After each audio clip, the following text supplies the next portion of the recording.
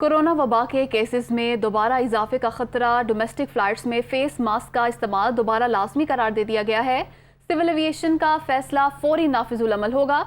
Notification भी जारी कर दिया गया है। कोरोना से मुतालिक दीगर गाइडलाइंस में कोई तब्दीली नहीं की गई। कोरोना वबा के केसेस में दोबारा इजाफे का खतरा। डोमेस्टिक फ़्लाइट्स में फेस मास्क का इस्तेमाल दोबारा लाजमी करार। सिविल एविएशन का फैसला फौरी नाफिजुल अमल होगा। ये नोटिफिकेशन जारी किया गया है।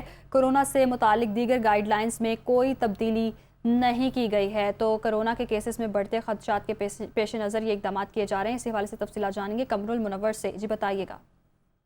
जी, कोरोना वबा के केसेस में दोबारा इजाफा हो रहा था, जिसके बाद ये अब सिविल एविएशन अथॉरिटी जो है उन्होंने फैसला किया कि डोमेस्टिक फ्लाइट्स में फेस मास्क का इस्तेमाल जो है वो दोबारा लाजमी करार दे दिया गया है। और सिविल एविएशन ने इस हवाले से एक बाकायदा नोटिफिकेशन भी जारी कर दिया है। इस नोटिफिकेशन के मुताबिक सिविल एविएशन ने यह कहा है कि फौरी तौर पर फेस मास्क लगाना जो है वो लाजिम होगा और आज से ये नाफिजुल अमल हो जाएगा, जबकि कोरोना से मुतल्लिक दीगर गाइडलाइंस में कोई तब्दीली नहीं की गई।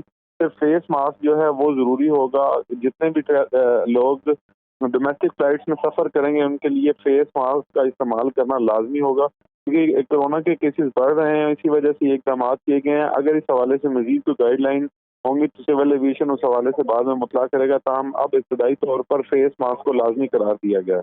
जी बहुत शुक्रिया कमरुल मुनव्वर, आपने अपडेट किया।